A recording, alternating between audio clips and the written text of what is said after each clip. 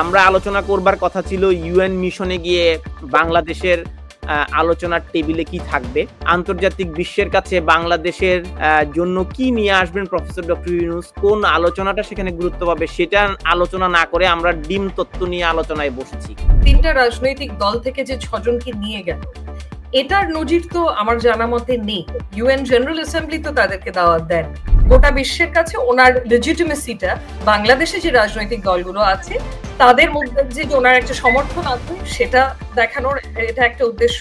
যেখানেই এখন যাচ্ছে, আপনি কিছুক্ষণ আগেই বললেন, ওখানেই আওয়ামী লীগের লোকজন আছে এবং তারা ডিম নিক্ষেপ থেকে শুরু করে সব ধরনের প্রোটেস্ট এয়ারপোর্টের সামনেই দাঁড়িয়ে থাকে এগুলো করার জন্য, এবং এটা এক্সপেক্টেডও। এবারও যে হবে এটা মোটামুটি সবাই জানতো, কিন্তু তারপরেও এত মিসকমিউনিকেশন কেন হয়েছে? তারা খুব নোংরা কাজ করেছেন, বাংলাদেশকে ছোট করেছেন, প্রকারান্তরে একজন ব্যক্তিকে হেনস্থা করতে গিয়ে পুরো বাংলাদেশের সম্মান বুলন্ডিত করেছেন। আমি দেখেছি আওয়ামী লীগের নেতাকর্মীরা ফেসবুকে ডিমের ছবি দিয়ে রেখেছেন। আগে আমি ওনার প্রোফাইলে গেছি, যিনি ডিম নিক্ষেপ করেছেন উনি ফেসবুকে বিছানার মধ্যে একদম হালি হালি ডিমের ছবি দিয়েছেন যে উনি ওখানে যাচ্ছেন। তো তাহলে উনি এখানে যাচ্ছেন ডিম নিয়ে, তাহলে এই জিনিসগুলো কি নিরাপত্তা বাহিনীর সদস্যরা নোটিস করেনি? কোথায় সংকট? এটা দুঃখজনক, ডিম ছুড়েছে, এটা দুঃখজনক যে অশ্লীল ভাষায় গালাগালি করে। আরেকটা বড় স্পেকুলেশন যেটা আমি মনে করি যে এই অন্তর্বর্তীকালীন সরকারের প্রধান কিংবা যারা নিরাপত্তার দায়িত্বে আছেন তাদের হয়তো বিবেচনার মধ্যে ছিলেন যে ইতিপূর্বে যেসব জায়গায় গিয়েছেন বিগত সরকারের সমর্থক, ফ্যাসিবাদের সমর্থকরা, তারা নানা রকম উত্তক্ত করেছেন, আমি শব্দটা বলবো উত্তক্ত, সেটা থেকে রেহাই পাওয়ার জন্য হয়তো কাউন্টার পলিটিক্যাল একটা শো অফ কিংবা একটা শোডাউনও দরকার হতে পারে। সে কারণে হয়তো এই রাজনৈতিক দলগুলোকে সেখানে নিয়েছেন, কারণ ডক্টর মোহাম্মদ ইউনূস তো কোনো রাজনৈতিক দল করেন না। আপনি যদি অতিথি হিসেবে সবাইকে সমান সম্মান দিয়ে নিয়ে যান, আপনি একই ফ্লাইটে যাবেন, একসাথে বসবেন, একসাথে খাওয়া দাওয়া করবেন, একসাথে ইউএন এর যে অ্যাসেম্বলি হল সেখানে গিয়ে বসবেন, রাষ্ট্রীয়ভাবে ছবি যখন দেবেন আপনার পাতায় সেখানে সবার ছবি থাকবে।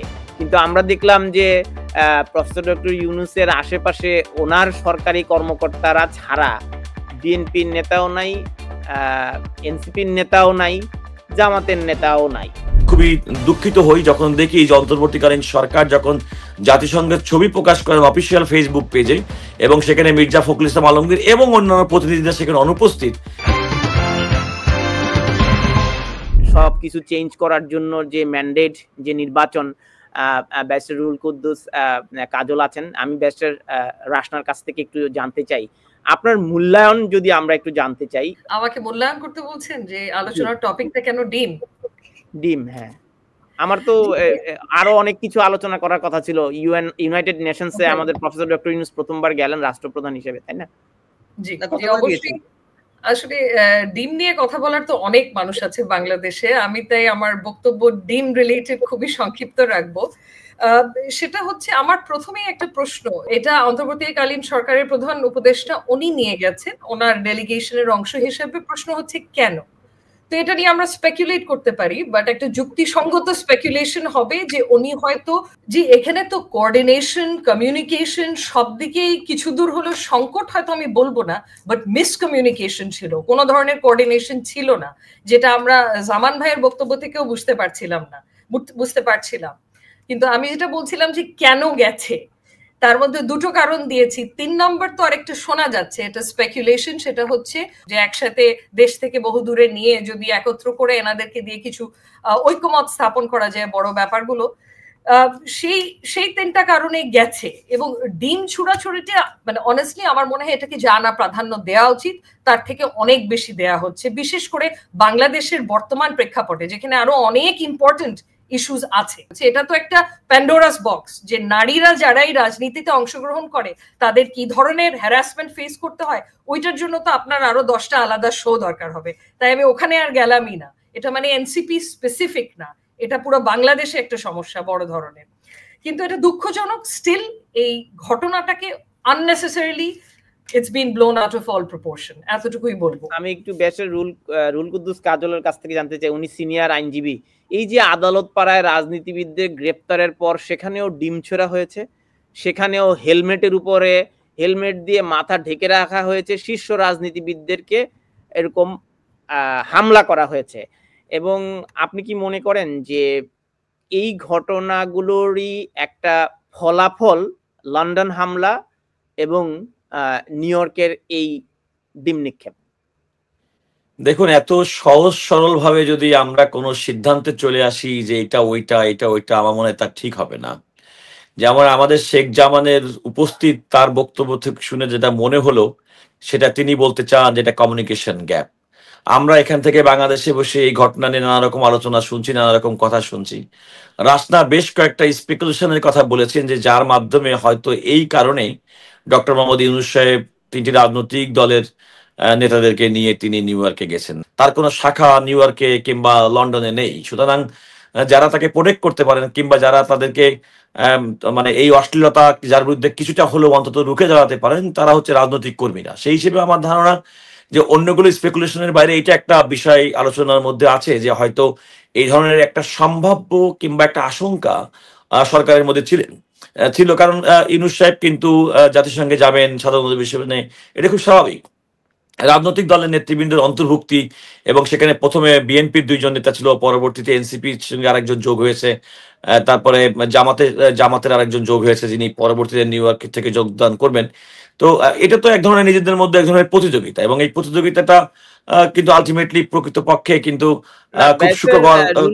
কাজল, আমি এটা আসলে এত স্পেকুলেশন করে বলা ঠিক হবে না। আপনি যেটা বলছেন আমি বুঝতে পেরেছি, সেটা হচ্ছে রাসনা অনেকটা বলেছেন যে হয়তো তারা ইউএন ডেলিগেশনের পার্ট না, হয়তো প্রধান উপদেষ্টা ডেলিগেশনের পার্ট, এবং আমি জানি না জাতিসংঘের সাধারণ অধিবেশনে ঢোকার ক্ষেত্রে কোনো রেস্ট্রিকশন কিংবা হয়তো কোনো প্রোটোকলের কোনো ইস্যু আছে কিনা আমি যদি জানি না, সুতরাং আমি এই মুহূর্তে বলা উচিত না। তবে আমি এটুকু মনে করি যে যেহেতু বড় রাজনৈতিক দল মির্জা ফখরুল ইসলাম আলমগীরের মতো বাংলাদেশের একজন সজ্জন রাজনীতিবিদ, বাংলাদেশের সবচেয়ে বড় রাজনৈতিক দলকে যিনি প্রতিনিধিত্ব করেন, এবং বাংলাদেশের দ্বিতীয় বড় রাজনৈতিক দল বর্তমানে পুরো বিএনপিকেই প্রতিনিধিত্ব করছেন।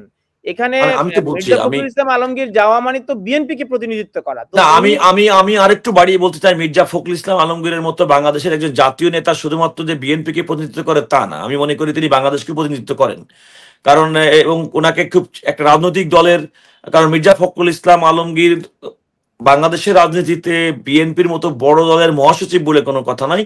নাগরিকদের যদি বিবেচনা করি, মানুষের কাছে সাধারণ গ্রহণযোগ্যতা যদি বিবেচনা করি, তাহলে মির্জা ফখরুল ইসলাম আলমগীর অমন একজন গ্রহণযোগ্য ব্যক্তি যে যার সম্মান কিংবা যার গুরুত্বটা আমার মনে হয় না অন্তর্বর্তীকালীন সরকারের কোনো উপদেষ্টার থেকে কোনো অংশে কম। তাহলে তাদেরকে কোন উদ্দেশ্যে নিয়ে গেল হলো? প্রফেসর ডক্টর ইউনূসের কোনো কৌশল কিনা যে ডিম মেরেছে, তোমাদের মেরেছে, আমরা তো নিরাপদে আছি, আমাদের বিরুদ্ধে তো কোনো আমি যতটুকু তথ্য, এই আলোচনাটা আসছে, আমি তাসনিম জারার বক্তব্যটা যদি আপনাকে দিই, যুক্তরাষ্ট্রে আক্তার বা জারার ঘটনা নিষ্পাপ ভাবে দেখার সুযোগ নাই। আমি তো দেখার কথা বলছি না। আমি জনাব শেখ জামানের যে বক্তব্য থেকে শুনলাম যে ওনারা আসলে মিসগাইডেড হয়েছে, অর্থাৎ এই ঘটনা প্রতিহত করার জন্য ওনাদের একটা প্রিকশন ছিল, এবং সেটা বিএনপি সহ অন্যান্য বিশেষ করে ফ্যাসিবাদ বিরোধী, আওয়ামী লীগ বিরোধী শক্তির একটা প্রস্তুতি ছিল। কিন্তু ওনারা যে টেক্সট মেসেজ, যে কারণে উনি মিসগাইডেড হয়েছেন, এবং যে ক্ষেত্রে জামাতের পক্ষ থেকে বলা হচ্ছে তাহের সাহেব মিসগাইডেড হননি, কারণ তাহের সাহেব তার নেতাকর্মীদের সঙ্গে যোগাযোগ করতে পেরেছেন, এই কথা বলতে পেরেছেন যে ডক্টর মোহাম্মদ ইউনূস সাহেব যে চ্যানেল দিয়ে কিংবা যে টার্মিনাল দিয়ে গেছেন, তিনি সেই টার্মিনাল থেকে বের হতে পারেননি। সুতরাং বিকল্প পথে আসার ব্যাপারটা তার নেতাকর্মীরা যত সহজে তার সঙ্গে কমিউনিকেট করতে পেরেছে, মির্জা ফখরুল ইসলাম আলমগীর এবং এনসিপি নেতা তারা করতে পারেননি। এটা জনাব শেখ জামানের বক্তব্য থেকে এসেছে। সুতরাং ইটস এ মেয়ার মিসকমিউনিকেশন। আরেকটি কথা আমি বলি যে বিভিন্ন রাজনৈতিক দলের কয়েকশো নেতাকর্মী উপস্থিত ছিল, কিন্তু যে ঘটনাটি এখানে ঘটিয়েছে, মুষ্টিমেয় কতগুলো ব্যক্তি আকস্মিকভাবে সে ঘটনা ঘটিয়েছে। সুতরাং আমার কাছে মনে হয়েছে যে এটা সরকার নিশ্চয়ই তদন্ত করবে যে সেখানে স্থায়ী মিশনের কোনো গাফিলতি আছে কিনা, সেখানে অন্য কোনো ত্রুটি আছে কিনা, পারপাসলি হয়েছে কিনা, সেটা করতে পারবে। তবে আমাদের মনে হয় কি, আমি আপনাকে অনুরোধ করবো আপনার এই শোর গুরুত্ব বাড়ানোর জন্য এই ঘটনাটাকে নিয়ে আমরা আর বেশি বিস্তারিত আলোচনা না করি। কারণ আমি নিজে মনে করি বাংলাদেশের নাগরিক হিসেবে আমাদের একটা সম্মান আছে। এই যারা ঘটনা ঘটিয়েছে তারা হয়তো মনে করতে পারেন অনেক বীর বাহাদুরের পরিচয় দিয়েছেন, কিন্তু প্রকৃতপক্ষে সমাজের এবং মানুষের দৃষ্টিতে তাদের এই সমস্ত অর্বাচীন ব্যক্তিদের অর্বাচীন কার্যক্রম নিয়ে বেশি আলোচনা করাটা আমাদের মনে হয় খুব শোভন হবে না। আচ্ছা, ব্যারিস্টার রুহুল কুদ্দুস কাজল, এই ঘটনাটি তো একটি নয়। এখন আপনি যদি এই ঘটনাটির সমাধান করতে না পারেন, ধারাবাহিকভাবে অন্তর্বর্তীকালীন সরকারের প্রতিনিধিরা বিভিন্ন দেশে যাবেন। একটি দেশ পরিচালনা করতে হলে তাদের আন্তর্জাতিক অঙ্গনে আসতে হবে। এখন যেখানেই যাবেন সেখানেই যদি ডিম হয়, তো তাহলে আপনি কিভাবে পরিচালনা করবেন দেশটি? তো সেটি তো সমাধান এটা পরিচালনার সবচেয়ে সহজ উত্তর আমি বলে দিই। ফেব্রুয়ারি মাসে সরকার আমন্ত্রণ জানালাম। না শোনেন, সরকার সিদ্ধান্ত গ্রহণ করেছে আগামী ফেব্রুয়ারি মাসে জাতীয় সংসদ নির্বাচন অনুষ্ঠিত হবে। জাতীয় সংসদ নির্বাচনের মাধ্যমে রাজনৈতিক সরকার ক্ষমতা আসলে সমস্ত সমস্যার সমাধান হয়ে যাবে। এটা নিয়ে এটা প্লেন এন্ড সিম্পল। এখানে তো আপনার আসলেই 100 বার আমি বলি, শুনেন, যদি নির্বাচনের আলাপে ঢুকি, ওয়ান অফ দ্য স্পেকুলেশন যদি হয়ে থাকে যে এরকম একটা প্রতিরোধের কিংবা একটা ধরনের নোংরা প্রতিক্রিয়ার শিকার হতে পারেন বলে বড় রাজনৈতিক দলগুলো কিংবা রাজনৈতিক দলের প্রতিনিধিদের বিএনপি মহাসচিবের মতো নেতাকে ডক্টর মোহাম্মদ ইউনূস তার সফর সঙ্গে করেছেন, যদি এই স্পেকুলেশন যদি সত্যি হয়ে থাকে, তাহলে আমি মনে করি যে মির্জা ফখরুল ইসলাম আলমগীরদের মতো রাজনৈতিক নেতারা যখন বাংলাদেশের রাষ্ট্র ক্ষমতা পরিচালনা করবেন, তখন এই ধরনের ঘটনা দেশে কিংবা বিদেশে কেউ ঘটানোর কোনো রকম দুঃসাহস দেখাবেন না।